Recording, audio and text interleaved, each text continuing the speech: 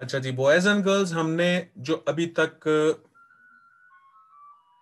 हाँ जी, असाइनमेंट्स जो है ना बेटे वो कल तो मैंने दी थी उसामा। वो छोटी छोटी सी असाइनमेंट्स मैं अब देना शुरू करूंगा। जैसे कल मैंने इन्फ्रेंस करवाई थी।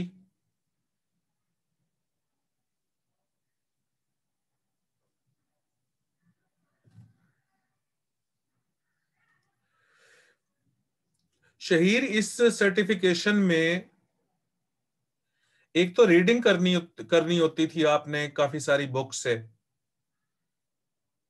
रीडिंग के टारगेट मिला करते थे, वो फिर दिन रात पूरी करता होता था मैं। रीडिंग के बाद फिर आपको ऐसे असाइन किए जाते थे जो आपने ऐसे लिख के देने होते थे। इसकी एक्सरसाइजेस यूं करवाते थे, रीडिंग और राइटिंग, रीडिंग और राइटिंग, रीडिंग और राइटिंग। फिर एक ये था कि हमारा क्लासरूम का एक फोरम बना हुआ था ऑनलाइन। तो उसके ऊपर जो है वो अपने अपने कमेंट्स दिया करते थे तमाम लोग, ये पूरी दुनिया से थे। पुर्तगाल, पोर्चुगीज भी वहीं थे, चाइना के, खास तौर पे लंदन, इंग्लैंड के लोग वहां पर काफी सारे थे। वो क्या नाम है, साइकोथेरेपिस्ट थे उसके अंदर, लॉयर्स थे इंग्लैंड के। तो वो फिर हमारा जो ऑनलाइन फोरम था तो उसके ऊपर भी ना,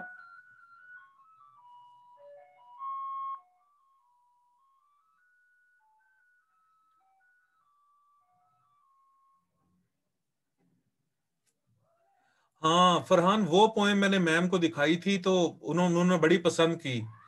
फिर उन्होंने एक मुझे पोएट्री कंपटीशन का बताया था कि अपनी पूरी पोएम्स जो हैं, 48 पोएम्स उन्होंने डिमांड की हैं कि वो एक इंटरनेशनल पोएट्स का फोरम है, तो उसके ऊपर उन्होंने कहा था कि आप उसमें भेजें, अगर तो वो सेलेक्ट कर लेते हैं तो आपकी ये 48 की 48 पोएम को बुक शेप में वो इंटरनेशनली छाप भी देंगे। तो मैम ने वो पोएम पढ़ के ना, तो उसके बाद मुझे रेफर कर दिया था उस कंपटीशन के लिए। अब वो जो है ना, 1 अगस्त को वो कंपटीशन स्टार्ट होना है, तो उसके लिए अभी मैं नज्मों को ना,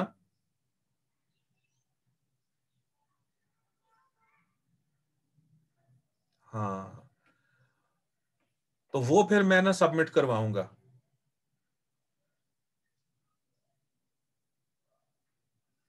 शमशाद, नींद मेरी बेटे 4 आवर्स 5 आवर्स की है, और वो ना चंक्स में होती है, वो मुसलसल नहीं होती। जैसे 8 बजे सो गया तो 1 बजे उठ गया, फिर उठ के पढ़ना स्टार्ट कर दिया, और फिर उसके बाद जो है ना वो 3-4 घंटे पढ़ के फिर सो गया, फिर उठ गया। वो इस तरीके से नींद है, वो कंटिन्यूअस लंबी नींद नहीं है।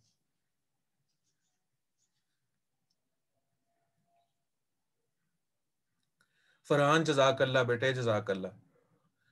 तो अगर वो सेलेक्ट हो जाती हैं नज़में मेरी, तो वो फिर वो इंटरनेशनली पब्लिश हो जाएंगी। अभी मैं उन्हीं की बैठ के नोक पलक संवार रहा हूँ। राना नासिर, मेरी 53 पोएम्स रिटर्न है बेटे, 53 या 54, तो उन्होंने 48 की डिमांड की है। अब उन 48 की ना नोक पलक संवार रहा हूँ मैं, उनकी राइम वगैरह और उनके जो थीमेटिक वेरिएंट्स हैं वो मैं देख रहा हूँ अभी। वो बिल्कुल अलग अलग फील्ड है ना poetry. Poetry is a separate field, उसका ग्रामर में डिफरेंट होता है, उसके अंदर जो ट्रोफ्स का इस्तेमाल होता है वो भी डिफरेंट होता है, उसका रिदम भी बकायदा काउंट होता है। तो उसके ऊपर अलग काम है। ये जो ऐसे राइटिंग वाला काम, ये जो मैंने अब किया है, ये एक बिल्कुल डिफरेंट फील्ड है। ये ऐसे राइटिंग तो आप लोगों के लिए की है ना मैंने, कि खुद को असेस करवाऊं।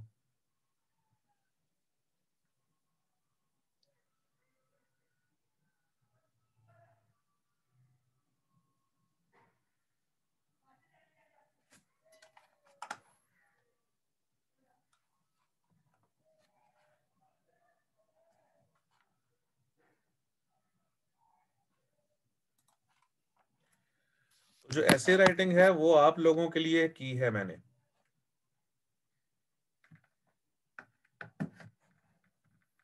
हाँ शहीर, बिल्कुल ऐसे ही है बेटे। ऐसे जो है वो एक क्रिटिकल राइटिंग है, तो उसके मेथड्स कुछ मैंने इन्वेंट किए हुए थे ना, तो अब इसीलिए मैं ना इंटरनेशनली उसको इवेल्युएट करवाना चाहता था। और ये चीज लाजमी है टीचर के लिए ना, कि वो जो बता रहा है कि ऐसे इस तरीके से लिखना चाहिए या कैसे लिखना चाहिए, वो खुद कैसा लिखता है, ये भी चीज काउंट करती है।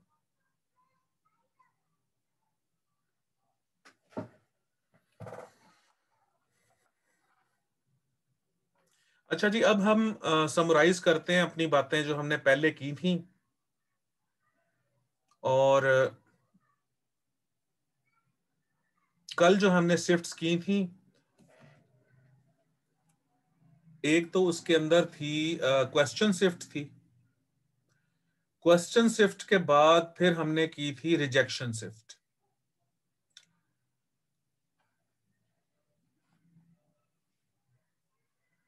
अब 13th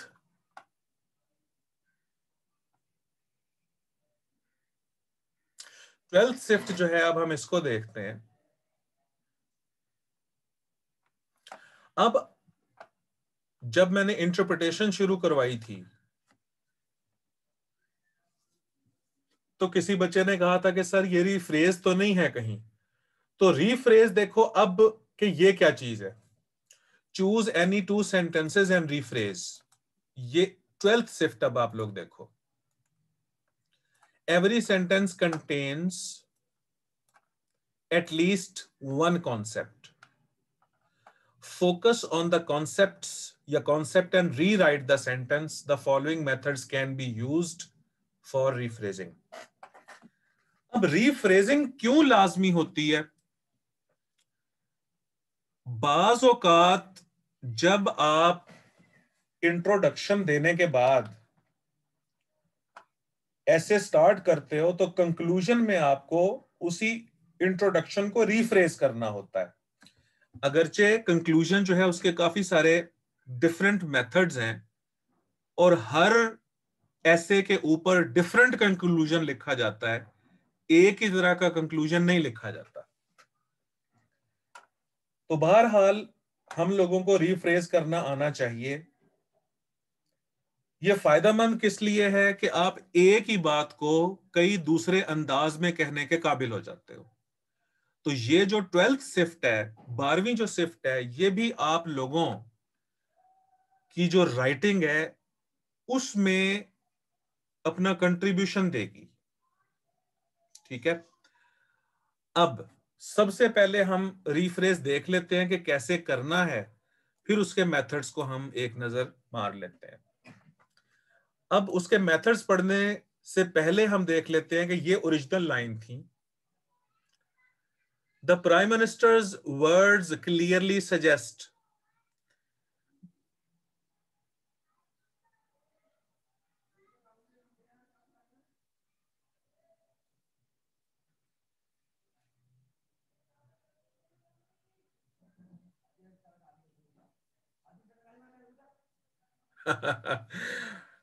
उसामा, आजकल हम तो यही समझते हैं कि प्लेजरिज्म से बचने के लिए रीफ्रेज किया जाता है, लेकिन रीफ्रेज की जो एक्टिविटी होती है वो आपके सेंटेंसेस को अच्छा जानदार बनाने के लिए की जाती है।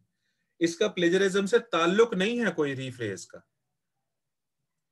रीफ्रेज बजाते खुद एक सेपरेट एक्टिविटी है, एक स्पेसिफिक एक्टिविटी है कि जिसमें आप अपनी ही लाइंस को बेहतर बनाने के लिए उसको रीफ्रेज करते हो। हाँ, बाज औकात ये जो टेक्निक है आपके काम आ जाती है, आपके लिए चोर दरवाजे खोल देती है। अब टारगेट लाइंस देखें। The prime minister's words clearly suggest there is a realisation that protection of minority rights is not only important for its own sake but is vital to the pushback against extremism. अब इन lines को हमने rephrase करना है।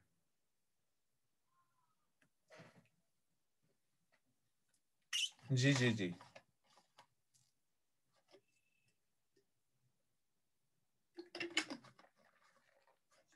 ये जो आप लोग literature review वगैरह की बात कर रहे हो ना, मैं सारी बातें समझ रहा हूं आपकी, लेकिन आप इस रिफ्रेज की टेक्निक को ना कोई अपना मतलब चोर दरवाजा ना बनाओ। आप इसको एक वेपन बनाओ और खुद अपना जो एक्सप्रेशन है उसको अच्छा करने के लिए, उसको बेहतर बनाने के लिए आप रीफ्रेज करना सीखो। 1 मिनट जरा होल्ड कीजिएगा।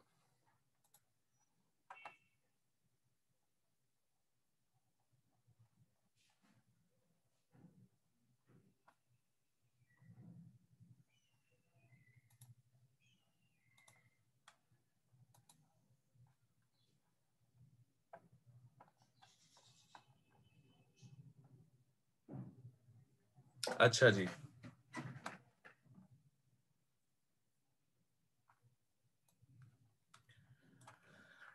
तो अब आप रिफ्रेश करोगे कैसे?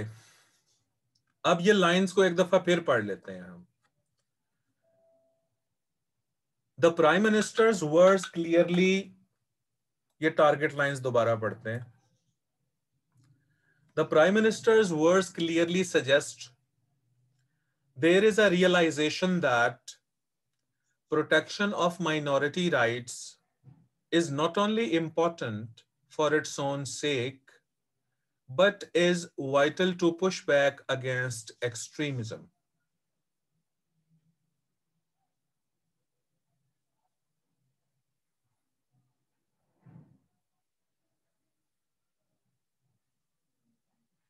हाँ बिल्कुल, आप उसामा ठीक कह रहे हो, बिल्कुल सही कह रहे हो कि हमारे यहाँ ये जनरली टेक्निक यूज की जाती है कि आप कहीं से कोई लाइंस उठा लो और उनको रीफ्रेज करके लिख लो, तो प्लेजरिज्म से बचा जा सकता है। लेकिन ये जो रीफ्रेज की टेक्निक है ये इस मकसद के लिए है नहीं। इसका मकसद क्या है कि आपका जो सेंटेंस है, आपका जो पैराग्राफ है वो बेहतर से बेहतर हो जाए। इसका मकसद ये होता है।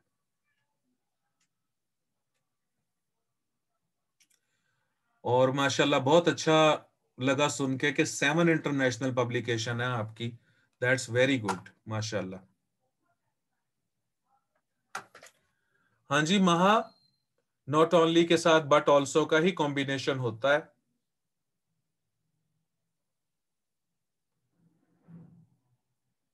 लेकिन हम इस फॉर्मल कॉम्बिनेशन को ही फॉलो करते होते हैं। अब ये अखबार वाले या लिखने वाले अगर नहीं करते तो हम उसको बॉदर नहीं करेंगे।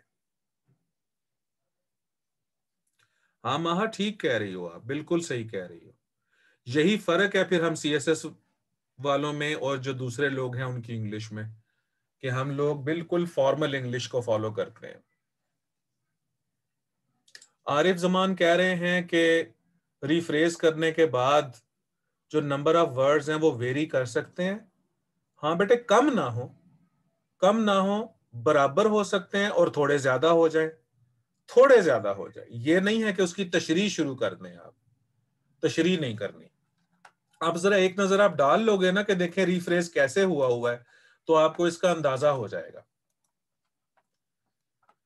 अच्छा, ऊपर लिखा हुआ है the prime ministers word clearly suggests, नीचे मैंने लिखा the prime ministers says openly. ये देखो, अब ऊपर लिखा हुआ है the prime minister's words clearly suggest, और नीचे मैंने इसको यूं ही डिफरेंट वर्ड्स में कर दिया कि the prime minister says openly. there is a realization that protection there is a realization that protection of minority rights is not only। अच्छा, प्राइम मिनिस्टर ने यह कहा था, क्लियरली सजेस्ट किया था, और उसके अंदर हमें रियलाइजेशन मिलती है कि जो माइनॉरिटी के राइट्स हैं, जो अकलियतों के हुकूक है, उनकी प्रोटेक्शन होनी चाहिए। और माइनॉरिटी के जो हुकूक है उनकी प्रोटेक्शन होनी चाहिए, ये चीज इंपॉर्टेंट है for its own sec, but is vital to the pushback against extremism। अब आप इसके अंदर थॉट्स देखो कितनी है। पहली थॉट है कि the prime minister word suggest, prime minister के जो अल्फाज हैं वो क्लियरली बताते हैं क्या बताते हैं कि एक रियलाइजेशन होनी चाहिए। किस चीज की रियलाइजेशन? कि माइनॉरिटी राइट्स की प्रोटेक्शन होनी चाहिए। और जब माइनॉरिटी राइट्स की प्रोटेक्शन होगी तो ये चीज इंपॉर्टेंट है for its own sec. For its own सेक का मतलब है कि ये चीज अहम है खुद अपने लिए, यानी इसका कोई फायदा ना भी पहुंचे किसी और को, ये in its essence, in its nature ये होनी चाहिए। मतलब इसका ये है कि माइनॉरिटी राइट्स की प्रोटेक्शन होनी ही होनी चाहिए। इंपॉर्टेंट फॉर इट्स ओन सेक। क्यों होनी चाहिए? Because it is necessary. अच्छा, फिर वो कह रहा है कि एक तो ये खुद क्योंकि इंपॉर्टेंट एक एस्पेक्ट है एक सिविलाइज्ड सोसाइटी का कि माइनॉरिटी के राइट्स को प्रोटेक्ट करना चाहिए, that is an important issue.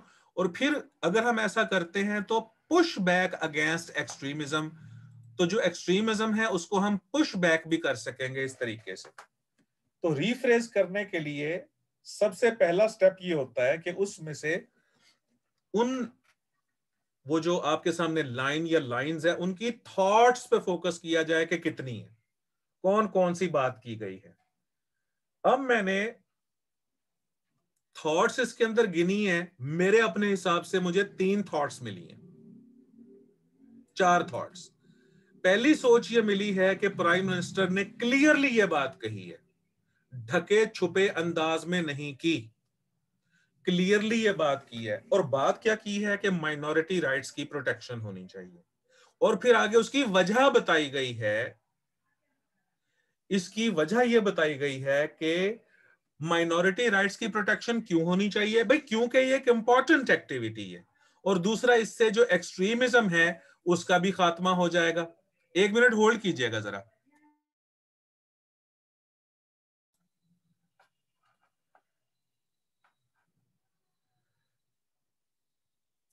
हाँ उसामा अमीर, मैं देखता हूं आपके बेटे लिखे हुए को, एक दफा मैं कंप्लीट कर दूं जरा अपनी बात। अच्छा, तो मैं ये कह रहा था कि 3-4 थॉट सामने आई हैं, अब इनको रीफ्रेज करके इस तरीके से मैंने लिखा है। और ये कोई फाइनल मेथड नहीं है, आप अपने अपने तरीके इस्तेमाल कर सकते हो। ऊपर मैं मेथड्स कुछ बता देता हूं, कुछ टेक्निक्स अर्ज कर देता हूं। The prime minister says openly that the rights of minority should be protected. अब प्रोटेक्टेड की जगह कोई और लफ्ज लगाना चाहो तो वो भी आप लगा सकते हो।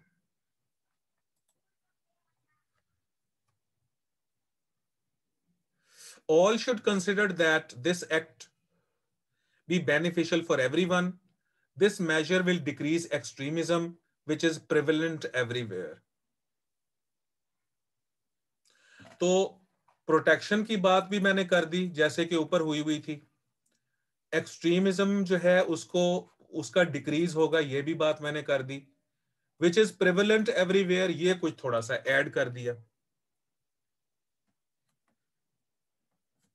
Minority rights should be insured, महा कह रही हैं ये बिल्कुल ठीक है, प्रोटेक्टेड की जगह इंश्योर्ड कर दें बेशक।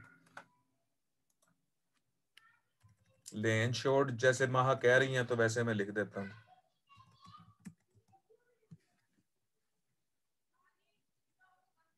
ठीक है जी।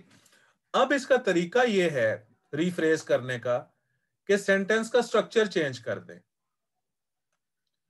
या उसकी नरेशन चेंज कर दें या एक्टिव वॉइस का पैसिव वॉइस बना दें और पैसिव वॉइस का एक्टिव वॉइस बना दें या अल्फाज को चेंज कर दें। Break down the sentences, sentences को तोड़ दें। बड़ा सेंटेंस है तो उसको छोटे छोटे फिक्रों में तोड़ दें और या उसकी पंक्चुएशन भी बदली जा सकती है, ऐड और चेंज पंक्चुएशन।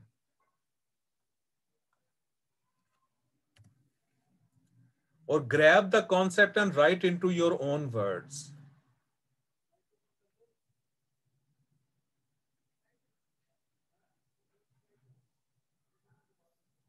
हाँ फरहान, टेंस वही रखना है जो कि टेक्स्ट में है, टेंस सेम रखेंगे हम।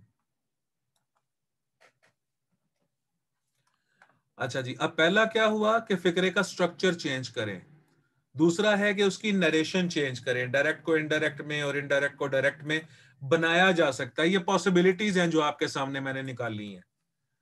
अच्छा, उसकी वॉइस चेंज कर दें, कुछ वर्ड्स हैं उनके सब्स्टिट्यूट्स दे दें, वर्ड्स के मीनिंग्स लिख दें या वर्ड्स के सिनोनिम्स लिख दें। अच्छा, उसके बाद पांचवा पॉइंट है ब्रेक डाउन द सेंटेंस। अगर लॉन्ग सेंटेंस है तो उसके तोड़ के छोटा कर दें, छोटे छोटे सेंटेंसेस बना दें। अगर छोटे छोटे सेंटेंसेस हैं तो उनको मिला के एक लॉन्ग सेंटेंस बना दें। ऐड और चेंज पंक्चुएशन, पंक्चुएशन का भी इसके अंदर हम यूज कर सकते हैं, उसको बदल सकते हैं। और सातवां जो पॉइंट है, ये मोस्ट इंपॉर्टेंट पॉइंट है, बल्कि यहां पर इसको मैं नोट करके लिख दूं कि सबसे पहले आप उसका कॉन्सेप्ट देखें, grab the concept and right into your own words. अब इसे दोबारा पढ़ते हैं। The Prime Minister words clearly suggest there is a realization that protection of minority rights is not only important for its own sake, but is vital to push back against extremism. तो अब इसको rephrase करके यूं लिखा मैंने कि the prime minister says openly that the rights of minorities, यहां पर माइनॉरिटी राइट्स लिखा हुआ था, यहां पर मैंने द राइट्स ऑफ माइनॉरिटीज कर दिया।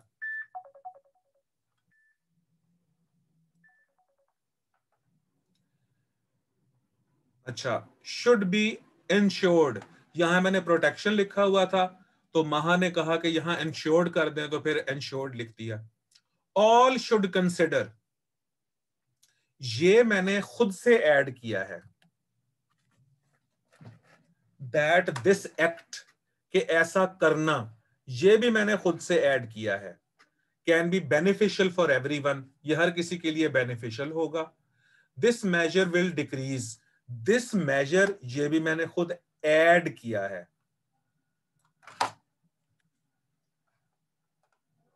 बल्कि सातवां पॉइंट यहां यूं कर लो, ऐड और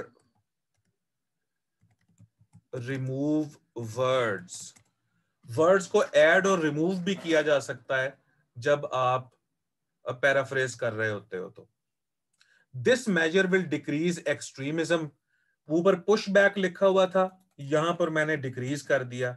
विच इज प्रिवेलेंट एवरीवेयर, जो कि हर जगह फैली हुई है, ये मैंने चीज खुद से ऐड कर दी। तो ये 7 मेथड्स हैं जो कि आपके सामने मैंने पेश किए हैं रीफ्रेज करने के लिए। और रीफ्रेज की और निगेशन की आज मैं असाइनमेंट्स आप लोगों को दूंगा। जिस तरह कल आपने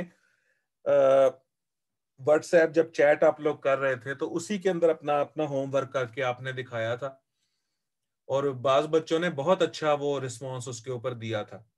तो अभी लंबे लंबे आंसर्स ना दिया करो, स्मॉल आंसर्स दिया करो, ताकि एक तो मैं देख सकूं और हर कोई उसे देख सके। ठीक है, एक को पढ़ने में टाइम लग जाएगा तो फिर वो जो बाकी हैं स्टूडेंट्स, तो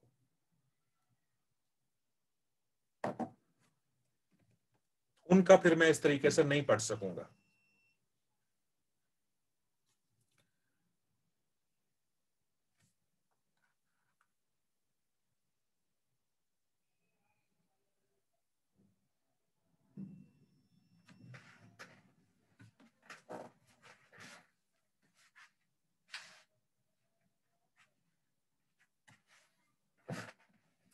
अच्छा, मेरी आवाज आ रही है आप लोगों को?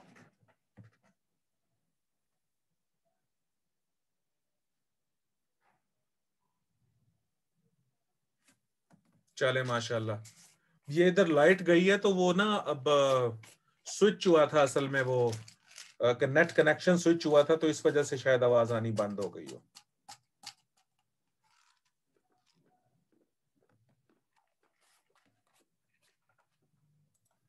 अच्छा जी, अब रिफ्रेज के बाद अब तो सेकंड लास्ट जो शिफ्ट है वो है रिवर्स करेक्शन शिफ्ट। ये भी मैंने लिखा हुआ है ओनली फॉर द प्रीवियसली और करंटली एनरोल्ड पेनिसियंस, ये भी उन्हीं के लिए है।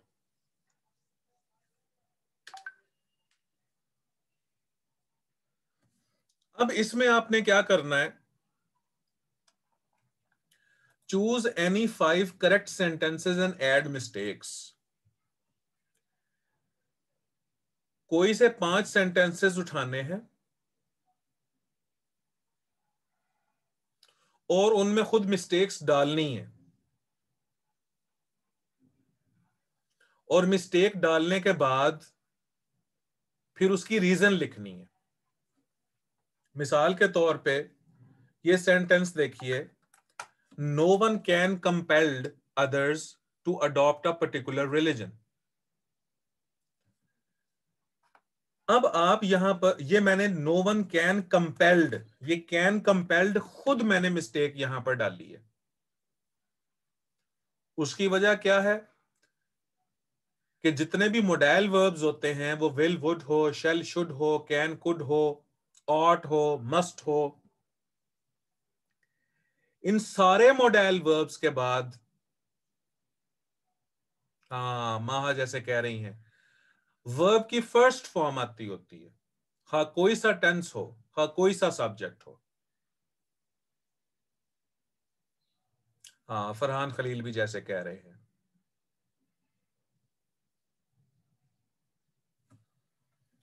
अब माहा ने बात की थी, ये देखो, nevertheless as the prime minister clearly suggests that there is a realization that protection of minority rights is not only important for its own sake but is vital to push back against extremism.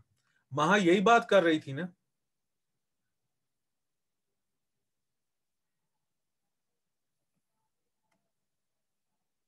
अब देखो माहा, ये mistake उन्होंने पहले ही दी हुई है, ये formal तरीका नहीं है बात करने का। तो फिर हमने यहां पर जो अकेला बट मौजूद है, अब वहां पहले ही मिस्टेक क्योंकि मौजूद थी आपके एडिटोरियल में, तो लिहाजा अब उसको सही करके हमने लिखा कि यहां पर लिखा कि is not only important for its own sake but also vital. ये देखो महा,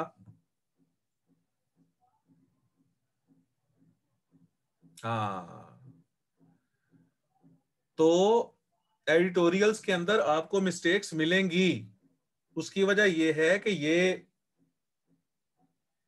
न्यूज़पेपर में लिख रहे हैं, इन्होंने कोई सीएसएस का एग्जाम नहीं देना, तो लिहाजा ये कई इनफॉर्मल एक्सप्रेशंस देते हैं और हर अखबार में मौजूद होते हैं, और जो राइटर्स होते हैं वो कोई इतने एक्सपर्ट भी नहीं होते, राइटर्स जो हैं वो कोई इतने एक्सपर्ट भी नहीं होते फॉर्मल ग्रामर में। तो आप लोगों से गुजारिश है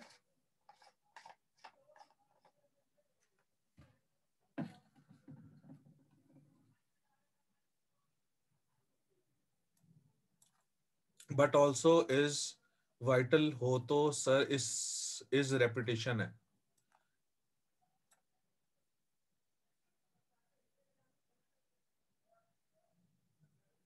जिंदाबाद। ये शहीर ने एक और गलती निकाली है, देखो यहां पर उन्होंने कहा है कि ये जो इज इन्होंने लिखा है ये भी रेपिटेशन है।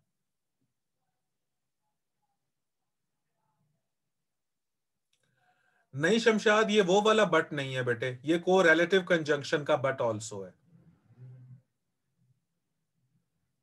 हाँ ये गलती के तौर पर हम डाल सकते हैं, ये गलती के तौर पर बिल्कुल डाला जा सकता है, ये आप लोग ठीक कह रहे हो।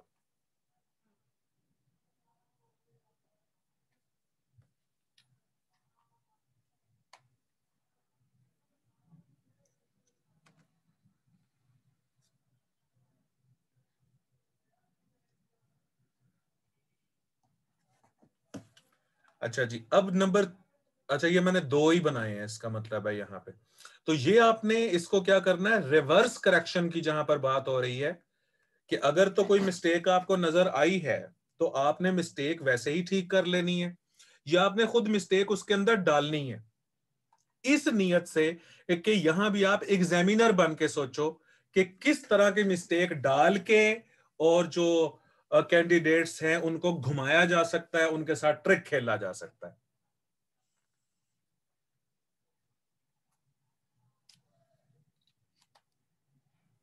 समझ आई?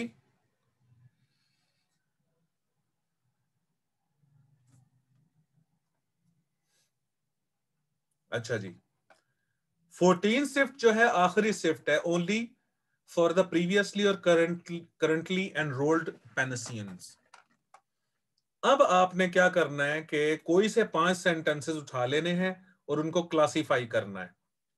जैसे एक सेंटेंस मैंने उठाया है यहां पे, however when the articulation of such obvious truths seems like a welcome breath of fresh air, it denotes how far society has strayed from its principles.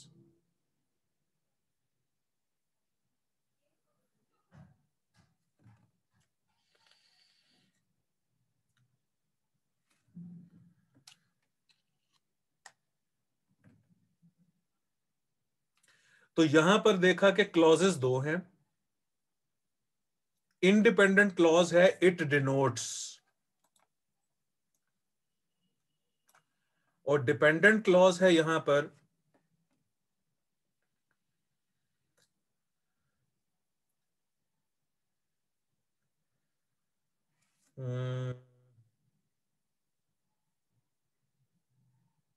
हाँ, ये व्हेन से स्टार्ट हो रहा है, व्हेन से लेके और फ्रेश एयर तक।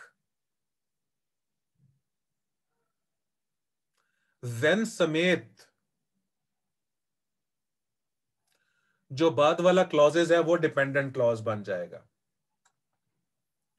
हाउ एवर तो यहां पर क्लॉज इंट्रोड्यूसर है ना,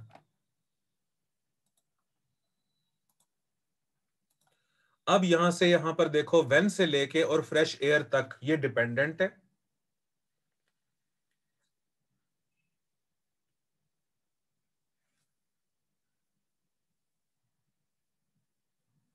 और आगे it denotes how far society has stayed from these principles, ये इंडिपेंडेंट है।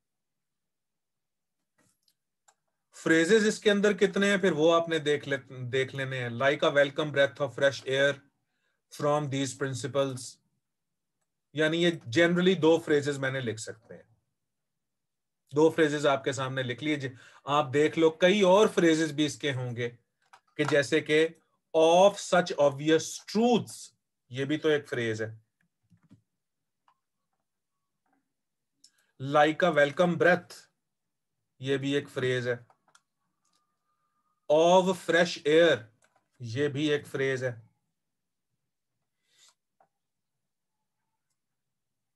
फ्रॉम दीज प्रिंसिपल्स, ये भी एक फ्रेज है। तो जनरली फ्रेजेस जो हैं वो प्रेपोजिशन से स्टार्ट होते हैं। फिर आप उस सेंटेंस का नाम दे दो, एक सेंटेंस उठाओ कि वो को सिंपल है, कंपाउंड है कि कॉम्प्लेक्स है।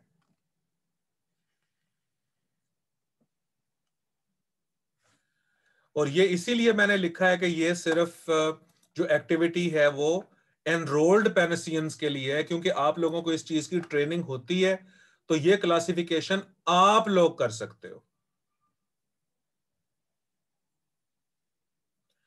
अच्छा, उसके बाद देखो ट्रांजिटिव वर्ब्स कितने हैं। डिनोट्स यहां पर ट्रांजिटिव वर्ब है, क्योंकि डिनोट्स के आगे पूरे का पूरा ये क्लॉज एज एन ऑब्जेक्ट है। It denotes something. How far society has strayed from these principles, इस पूरे को आप समथिंग से रिप्लेस कर दो।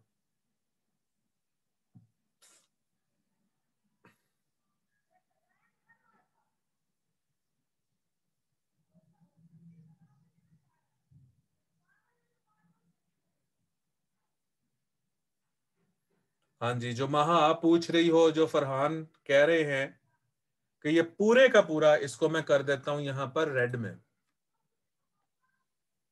तो इट डिनोट्स के आगे how far society has strayed from this principles, ये पूरे का पूरा जो सेगमेंट है ये ऑब्जेक्ट है।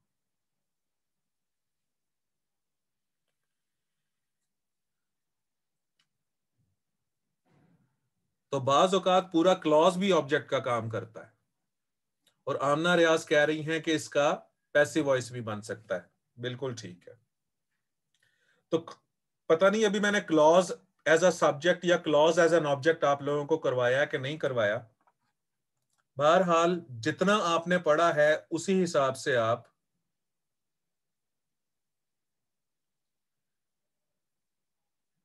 ये 12 क्लासिफिकेशंस कर सकते हो। इंट्रांजिटिव वर्ब जो है इसके अंदर सीम्स है, सीम्स, ये देखो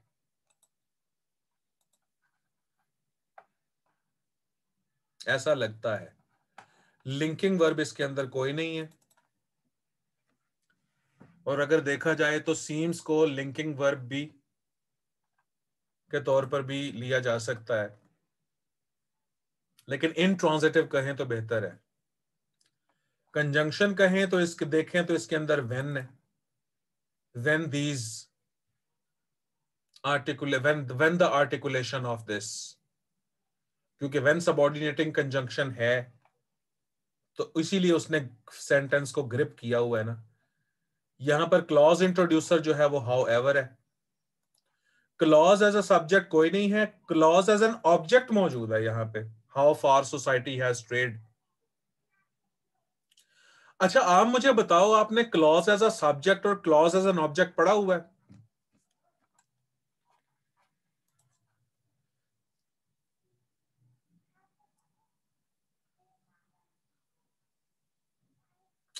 चलें ये मैं आपको पढ़ा दूंगा फिर, ये बड़े मजे की चीजें, ये पढ़ा दूंगा। रिस्पॉन्स नंबर 2 देखो। In November last year comma, for instance comma, Sindh passed a bill to criminalise forced conversation, forced conversions. अब क्लॉज इसके अंदर एक है, सिंध पास्ड, ये क्लॉज है आपका। आप ऊपर वाले को छोड़ो, देखो इसको, इसकी समझ आती है कि नहीं आती।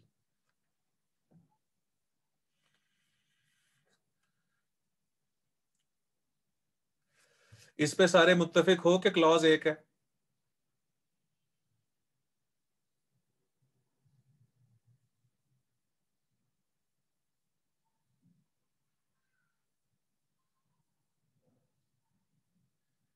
अच्छा, उसके बाद इंडिपेंडेंट क्लॉज भी यही है, Sindh pass a bill to criminalise forced conversions, यही इंडिपेंडेंट क्लॉज है। डिपेंडेंट क्लॉज कोई भी नहीं है इसके अंदर।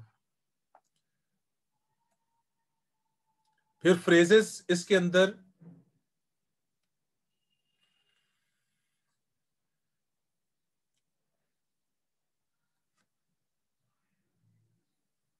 फ्रेजेस जो है इसके अंदर काफी सारे हो सकते हैं, जैसे कि इन नवंबर लास्ट ईयर, ये भी फ्रेज है। फॉर इंस्टेंस ये भी फ्रेज है। टू क्रिमिनलाइज फोर्स कन्वर्जन्स ये भी फ्रेज है।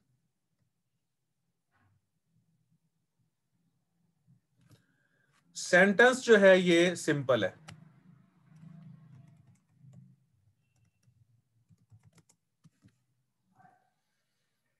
नॉन एसेंशियल एलिमेंट इसके अंदर फॉर इंस्टेंस का है।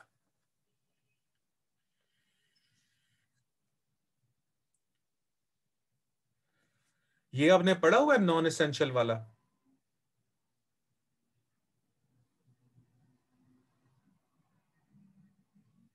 बिल्कुल ठीक हो गया।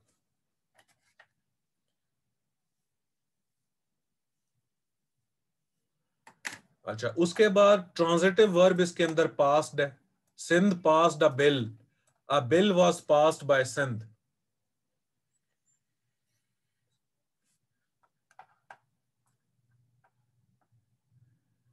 इनट्रांजिटिव वर्ब जो है वो कोई भी नहीं है, लिंकिंग वर्ब भी कोई नहीं है, कंजंक्शंस भी कोई नहीं है, क्लॉज इंट्रोड्यूसर्स भी नहीं है, क्लॉज एज अ सब्जेक्ट भी नहीं है, क्लॉज एज एन ऑब्जेक्ट भी नहीं है।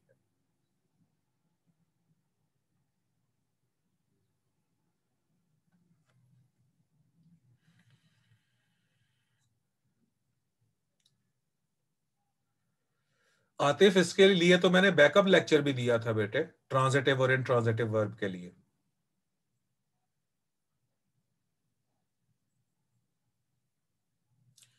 ट्रांजिटिव वर्ब वो होता है जिसके आगे ऑब्जेक्ट मौजूद होता है, और ऑब्जेक्ट की मौजूदगी को कैसे पहचाना जाता है कि जिस सेंटेंस का पैसिव वॉइस बनता है उस सेंटेंस में ऑब्जेक्ट भी मौजूद होता है।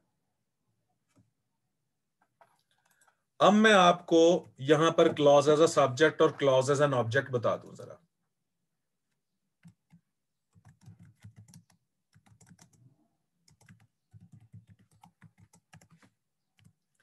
अब ये सेंटेंस देखो,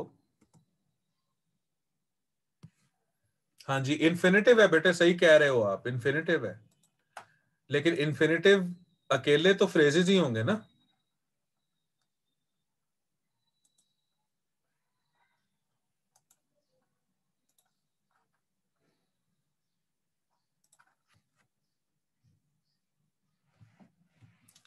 अच्छा जी, अब क्लॉज एज अ सब्जेक्ट को समझो।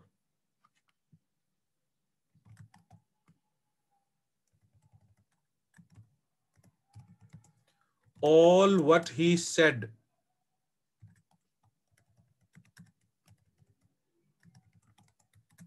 was not true. Sentence number 2. Where he goes is unknown. Sentence number 3.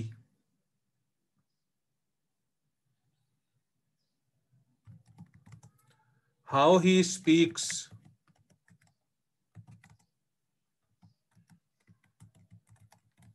fascinates me. Sentence number 4.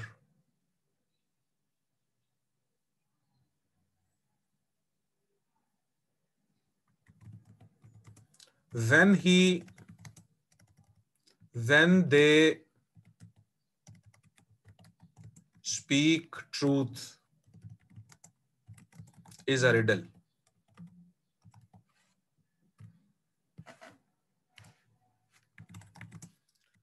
That we should respect our elders is necessary.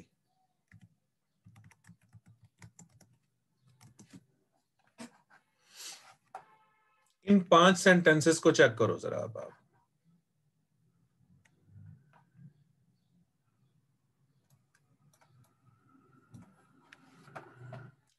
सबसे पहले ऑल व्हाट ही सेड को आप underline करो।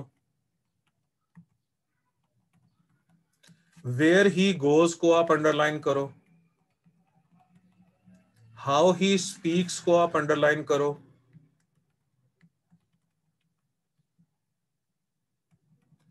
When they speak truth को आप underline करो।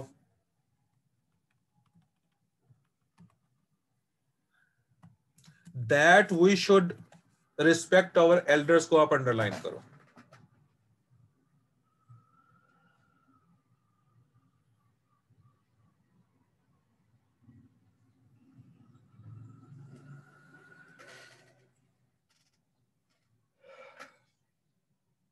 अच्छा,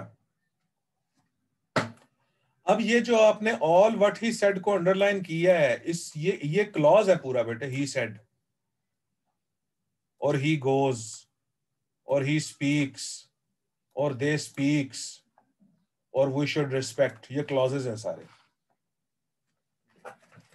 बाज औकात होता यह है कि पूरा का पूरा क्लॉज सब्जेक्ट का काम करता है, और पूरा क्लॉज सब्जेक्ट का काम करे उसकी निशानियां क्या हैं।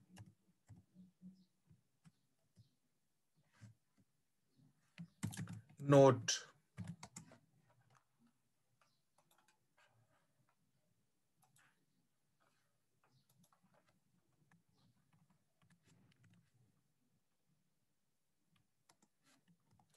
clause as a subject has always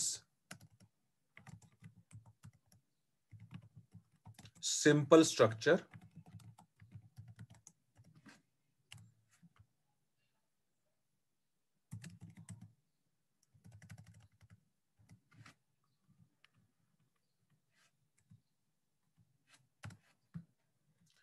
clause as a subject का सिंपल स्ट्रक्चर होता है और क्लॉज एज अ सब्जेक्ट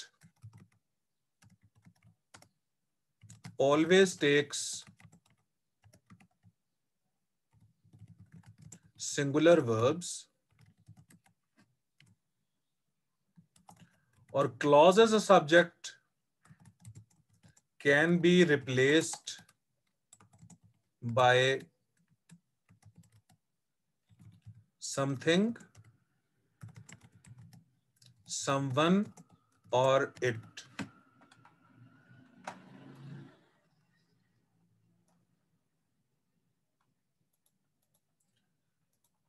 और पूरे का पूरा क्लॉज समथिंग, समवन या इट से रिप्लेस हो सकता है।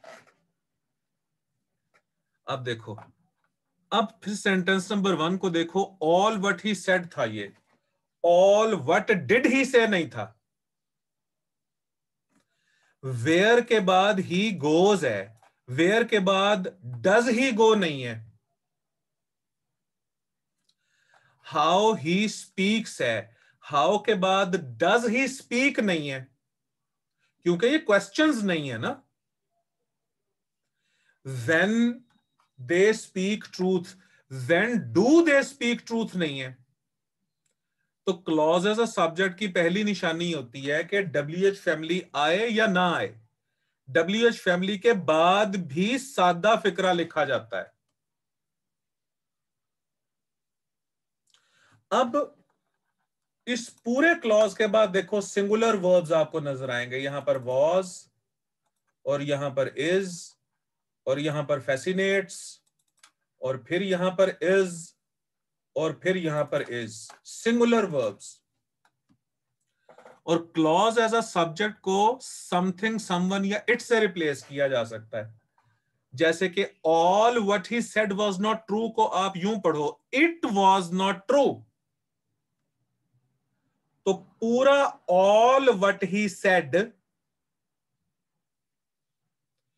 पूरा का पूरा all what he said subject है, क्योंकि इस ऑल व्हाट ही सेड की जगह अगर आप इट लगाओगे, इट वॉज नॉट ट्रू। अगर ऑल व्हाट ही सेड की जगह आप इट लगाओगे तो इट को आप सब्जेक्ट कहोगे ना। तो अगर इट को आप सब्जेक्ट कहोगे तो ऑल व्हाट ही सेड ये पूरे का पूरा सब्जेक्ट ही है।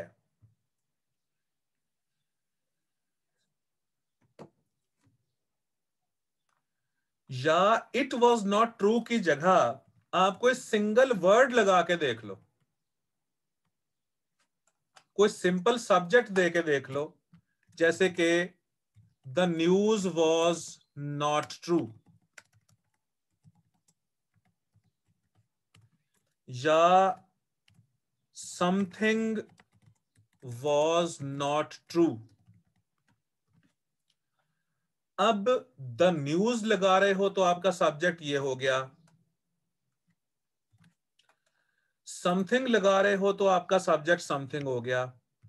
अगर समथिंग वॉज नॉट ट्रू में आपका जो सब्जेक्ट है वो समथिंग है, अगर the news was not true में आपका जो सब्जेक्ट है वो द न्यूज है,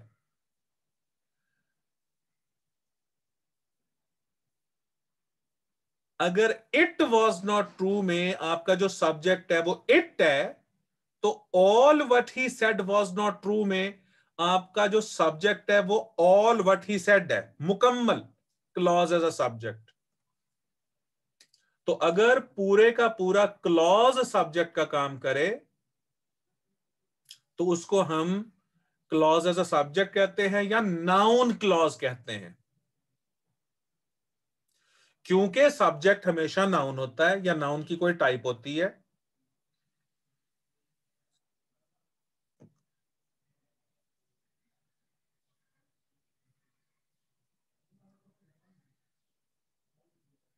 या तो वो नाउन होता है या नाउन की कोई टाइप होती है। तो इस वजह से अब देखो, अब सेंटेंस नंबर 2 को उठाओ।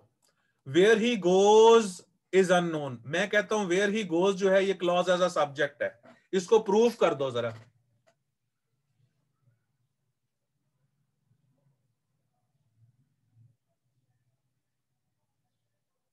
वेयर ही गोज, शाबाश। रबिया कह रही हैं it is unknown.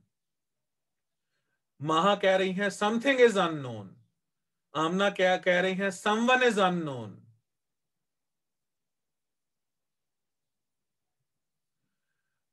Generally WH family आती हैं, लेकिन आना लाजमी नहीं है। जैसे मैंने लास्ट 5th सेंटेंस में WH फैमिली नहीं भी लिखी, लेकिन clause as a subject WH family से स्टार्ट होते हैं जनरली। सना कह रही हैं the reason is unknown. Atif कह रहे हैं सिंगुलर वर्ब है, शाबाश। कोई और वजह बताओ कि वेयर ही गोज जो है वो क्लॉज एज अ सब्जेक्ट है। कोई और रीजन बताओ।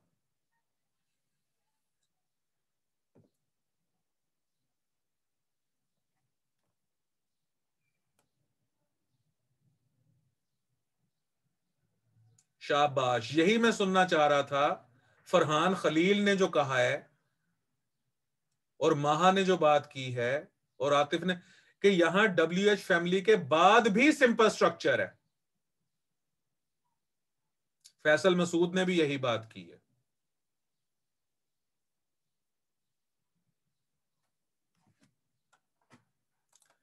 अब how he speaks fascinates me.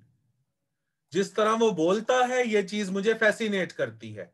How he speaks fascinates me में how he speaks clause as a subject है। इसको प्रूव करके दिखाओ।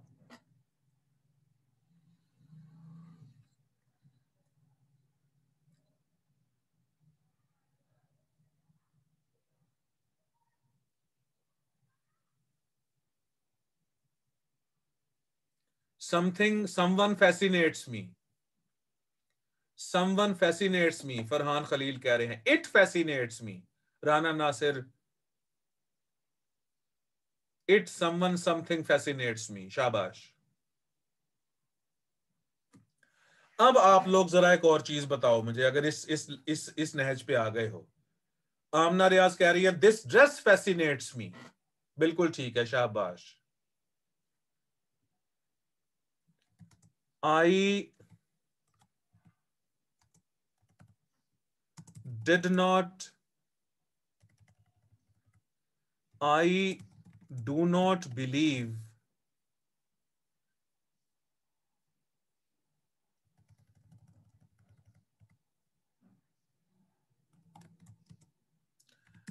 आई can tell where he went.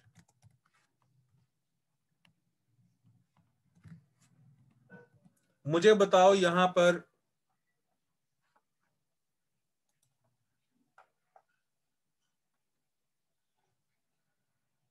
Where he went क्या है?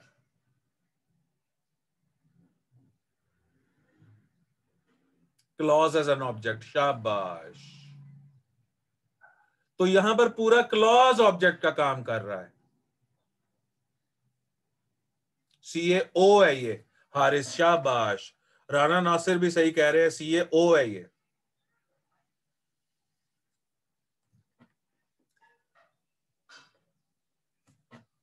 गुड। अब मुझे प्रूव करके बताओ कि ये CAO है।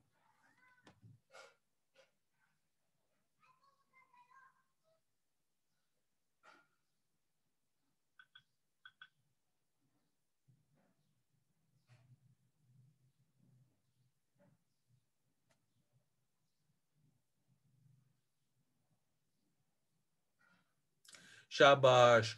वेयर के बाद सिंपल स्ट्रक्चर है, वेयर डिड ही गो नहीं लिखा हुआ। फिर आतिफ कह रहे हैं कि आतिफ और फरहान और इससे ऊपर किसने बात की है? फरहान, आतिफ,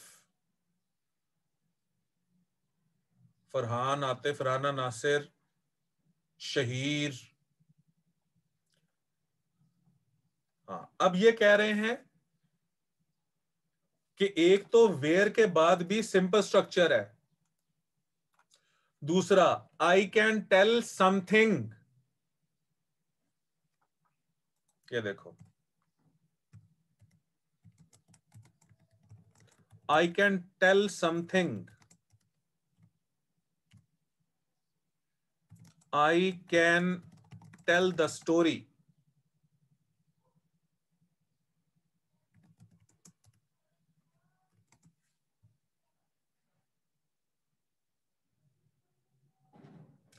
हारिस वॉइसेस की तरफ अभी मत जाना, ये बहुत मुश्किल हो जाएगा काम। अभी सिर्फ CAS और CAO की आइडेंटिफिकेशन करना सीखो आप।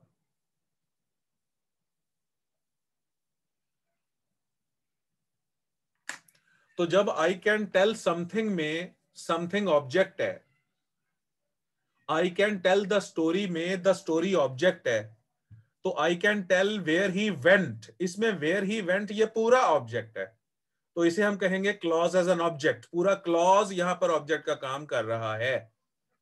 और क्लॉज सब्जेक्ट का काम करे या पूरा क्लॉज ऑब्जेक्ट का काम करे, वो नाउन क्लॉजेस होते हैं, noun clauses.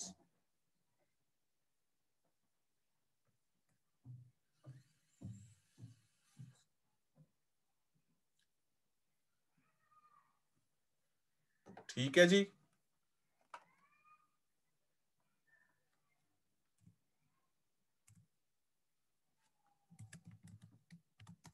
Note, if clauses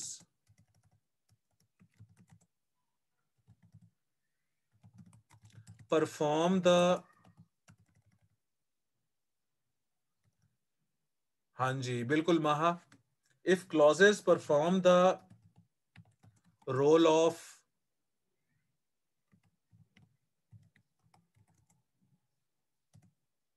subject or object,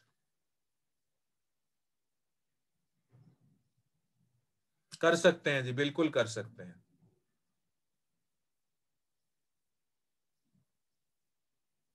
Geraint तो आसान हो गया ना बेटे, जेरेंट तो सिंगुलर सिंगल वर्ड ही होगा ना, वो तो आसान काम है।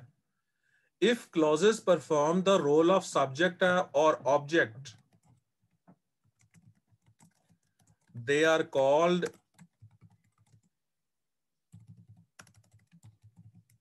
noun clauses.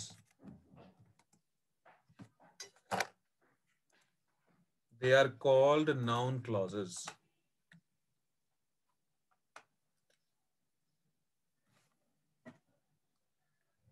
Fatiha single word clause कैसे होगा बेटे?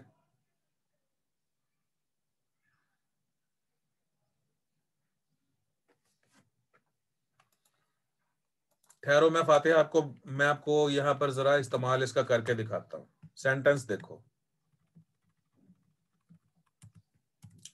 सेंटेंस है Ali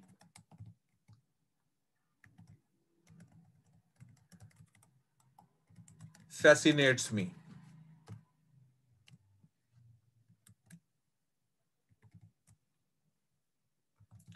Swimming fascinates me.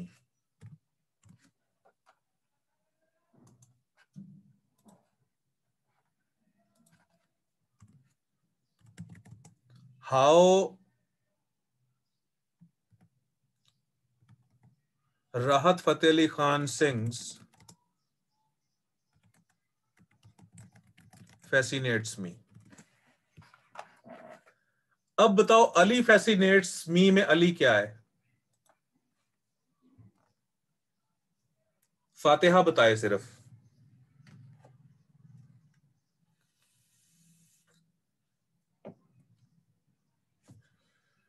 Noun नहीं ना, सब्जेक्ट कहो ना बेटे। हाँ सब्जेक्ट है।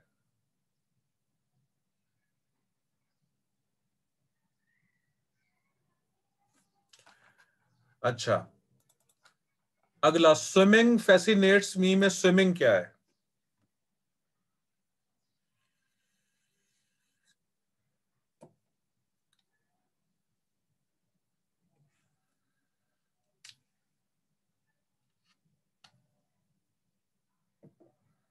जेरेंड है और सब्जेक्ट भी है। ठीक है। हाउ राहत फतेह अली खान सिंग्स, इसमें ये पूरे का पूरा क्या है? अब हाउ राहत Fateh Ali Khan sings,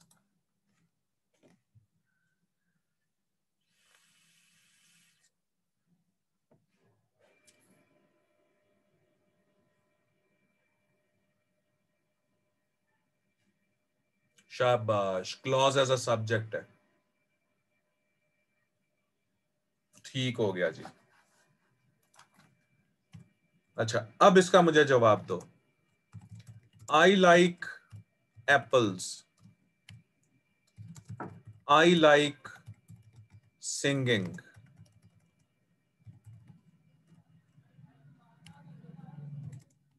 I like how he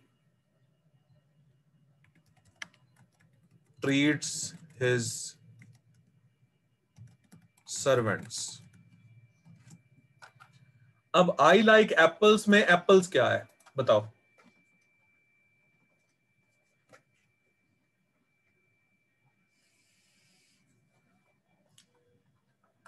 शाबाश।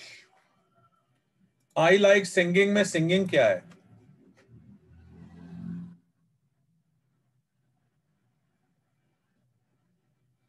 ऑब्जेक्ट है, शाबाश। और जेरेंड है।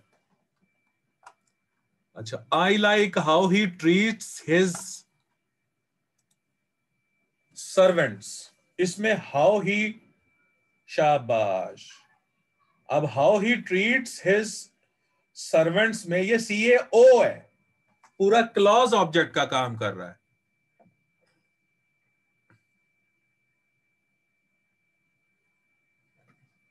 बिल्कुल ठीक है।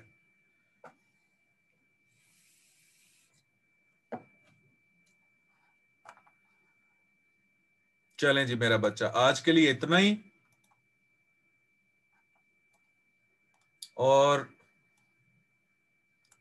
आज आपको मैं होमवर्क भी दे दूंगा, एक एडिटोरियल दे दूंगा। और ये जो एडिटोरियल है आपको इसका पूरा शिफ्ट एनालिसिस करना पड़ेगा, 14 की 14 शिफ्ट।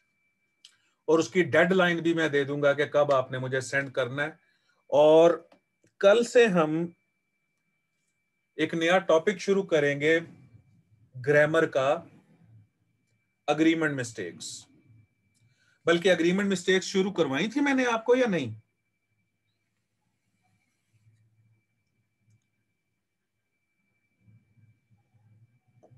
बस अग्रीमेंट मिस्टेक्स हम शुरू करेंगे और उसके बाद फिर हम प्रेसी, अच्छा कंजंक्शन कॉम्बिनेशंस पूरे हो गए थे या कॉम्बिनेशंस कर रहे थे अभी?